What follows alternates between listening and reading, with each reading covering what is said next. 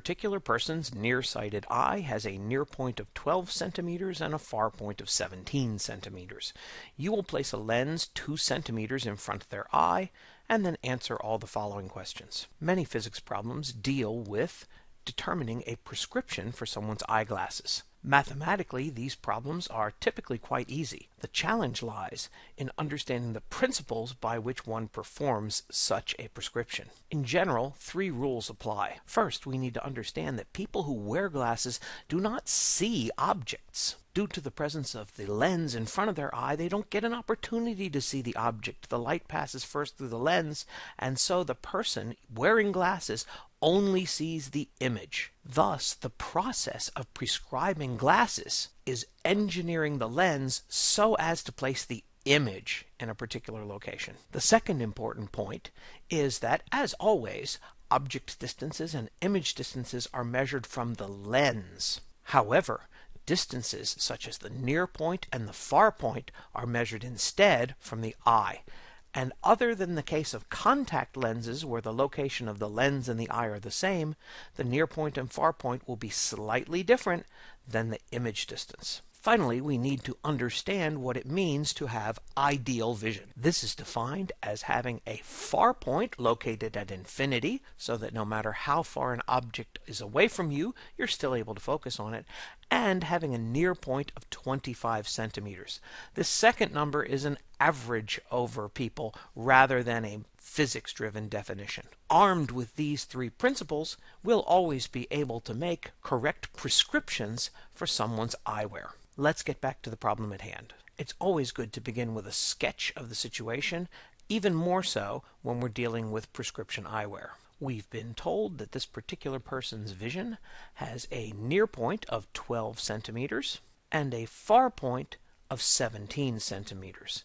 And of course, near and far point are measured from the surface of the eyeball. We've also been told that we will be placing a lens 2 centimeters in front of the eye. We note that the 12 centimeter and 17 centimeter are correctly measured from the eye. However, that means they will not be useful in our lens equation because the items that enter the lens equation must all be measured from the lens. And therefore we add to our figure 2 other indications, and that is that this eyeball's near point is 10 centimeters from the lens, and this eyeball's far point is 15 centimeters from the lens. Finally, in all geometrical optics problems, it's useful to label the incoming and the outgoing side of the light so that we can get the signs of object distances, image distances, and focal points correct.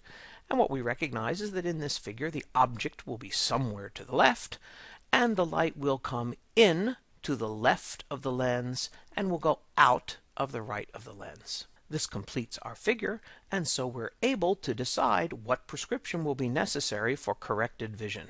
Part of the definition of ideal vision is that when the object distance is set to infinity, the image distance will be at the person's far point. The far point, as we saw, is 15 centimeters from the lens, and we remember that image distances are positive when the image is on the outgoing side of the lens. This person's far point is certainly not on the outgoing side of the lens, therefore we're going to need to place a minus sign on this image distance. Finally, we need to prescribe the glasses, and that will involve deciding what is the appropriate focal length. So using the usual equation and plugging in the information we know, this solves extremely easily to tell us that the focal point is negative 15 centimeters, and whenever you come up with a negative value for the focal length of a lens or a mirror, this means that this element is a diverging optical element. This completes the calculations for part A and part B of the problem, and now we need to address part C.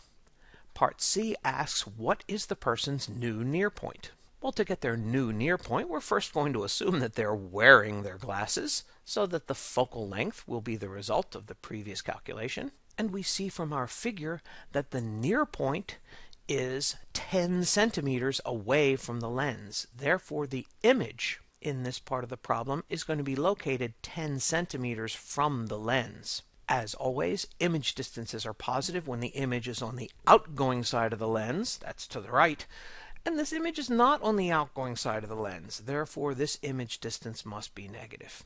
And our question, of course, is where's the object in order that this condition is satisfied? Plugging in these numbers will lead us to an answer for this object distance such that distance to the object is 30 centimeters. We're almost done. As we know, object distances and image distances are measured from the lens. However, near points and far points are measured from the eyeball. So in order to be 30 centimeters on the incoming side of this lens, that actually means 32 centimeters from the surface of the eyeball. Notice, please, that in correcting this person's vision so that objects located at infinity can be focused upon, we have moved the near point from formerly being 12 centimeters away from the eyeball and now at 32 centimeters away from the eyeball. This is why you will frequently see a nearsighted person who wants to get a really up-close look at some object remove their glasses to restore the original near point and get a close look.